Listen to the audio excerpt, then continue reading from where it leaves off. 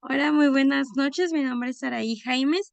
Espero que tengan una agradable noche y bueno, les quiero compartir mi perspectiva y reflexión acerca de las lecturas que hemos tenido a lo largo y bueno, más que nada, poder tocar algunos temas en específico, como por ejemplo el aprendizaje colaborativo, los tipos de modelos educativos, ah, cómo ustedes emplear el U-Learning y el C-Learning en un aprendizaje, también tomando en cuenta el contexto. Bueno, más que nada vamos a iniciar primeramente eh, preguntándoles ya a ustedes, ¿qué consideran ustedes como un modelo educativo? ¿Qué es para ustedes un modelo educativo?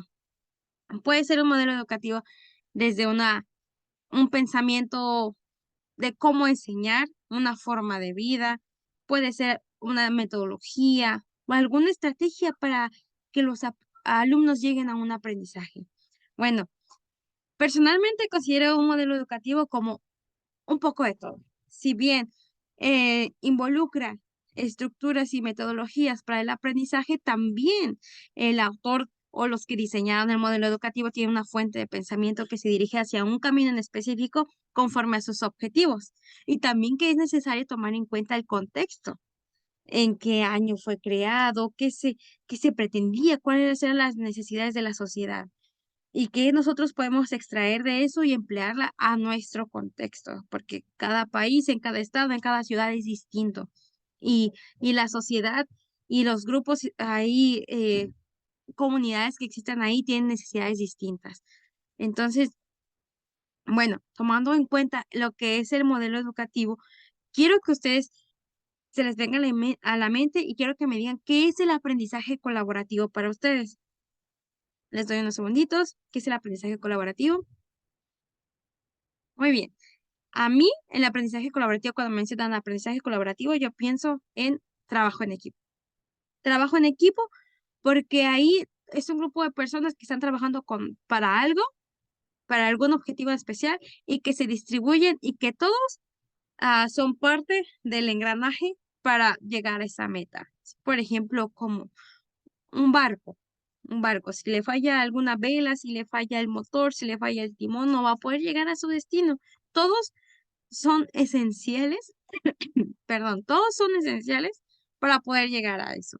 Entonces, así es en un trabajo colaborativo. Cada uno es importante para poder lograr ese aprendizaje.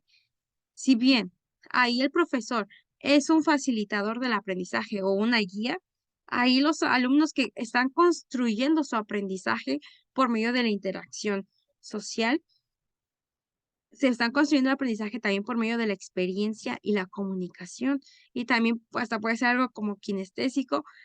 em, Todos son importantes para poder llegar a ese aprendizaje, y ya depende del estudiante cómo va a interpretarlo y cómo lo va a absorber, pero ahí el aprendizaje colaborativo, yo lo veo así como un trabajo en equipo, en el que todas las piezas son importantes y que también es importante que tomemos en cuenta cuál es el papel del docente, como un facilitador.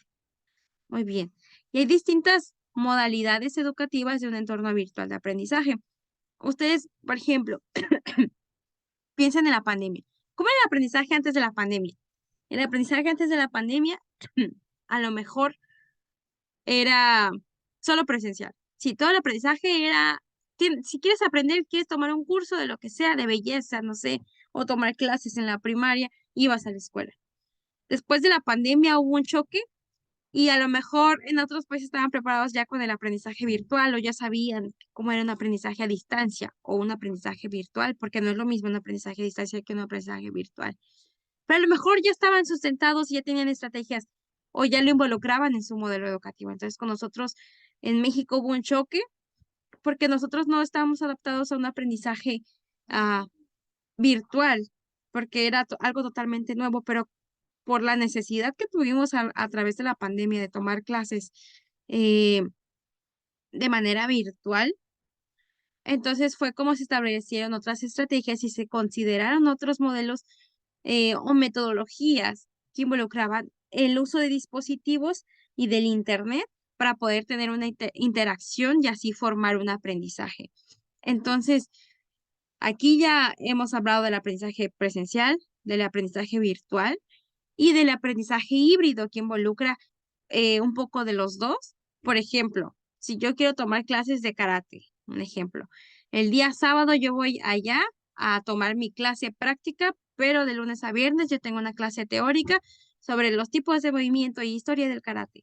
Entonces, el aprendizaje híbrido también ahora ya lo están involucrando muchas escuelas o institutos que involucran una mezcla de los dos y que al final forman y construyen un aprendizaje. Ya ahí depende también de los modelos educativos. Ahora vamos con los modelos educativos, que hay varios tipos de modelos educativos, por ejemplo, el cognoscitivo, que se involucra el aprendizaje y el ser humano como individuo que, que tiene un desarrollo intelectual, perdón, el cognitivo.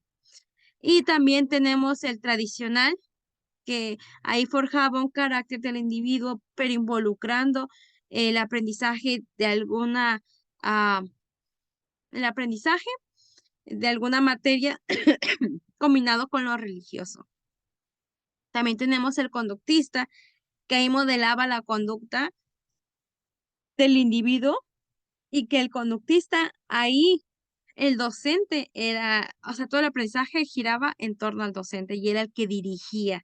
Ahí solamente el estudiante era un receptor que obedece. Y también tenemos el aprendizaje constructivista, en el que hay varios, el alumno es el que se construye su aprendizaje y el docente es solamente un facilitador del aprendizaje. También tenemos el humanista, que se centra en el ser humano integral.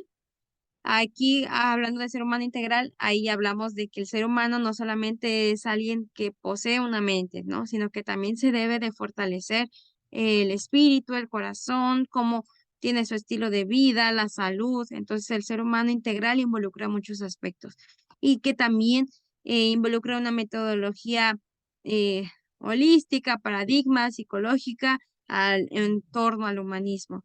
Entonces, aquí vamos varios tipos de modelos educativos. Hay más, pero ahí depende del contexto del estudiante y del docente y qué puede facilitar para que se forme un aprendizaje integral, un aprendizaje que sea perdurable, que no solamente se quede aquí, sino que también trascienda y que el ser humano, el estudiante, lo aplique en su vida diaria.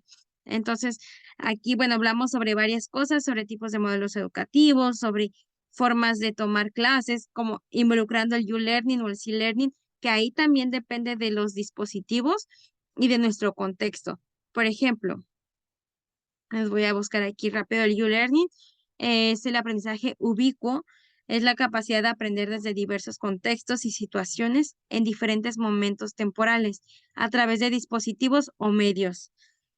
Supone una especial capacidad para la flexibilidad y la adaptación de contextos diversos, dependiendo, bueno, como se ha mencionado, la necesidad del estudiante. Entonces, aquí involucramos los dispositivos y los contextos. Y el C-Learning se presenta como la plataforma educativa global, abierta y horizontal, y que por medio de los recursos se aloja y facilita la colaboración y comunicación entre la comunidad. Reúne los medios formales y los no formales que ofrece la tecnología para aplicarlos a la enseñanza.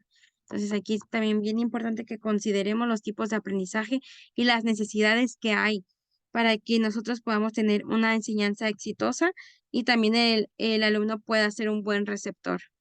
Y bueno, este es un resumen, espero que les haya servido esta información. Hablamos de manera muy general y bueno, tomé algunos conceptos que son de mi vida diaria y que creo que la mayoría de los docentes, ustedes la han vivido. Y bueno, cualquier cosa, bueno, espero les haya agradado y me envían mensaje en este video de YouTube. Espero les haya servido. Hasta luego.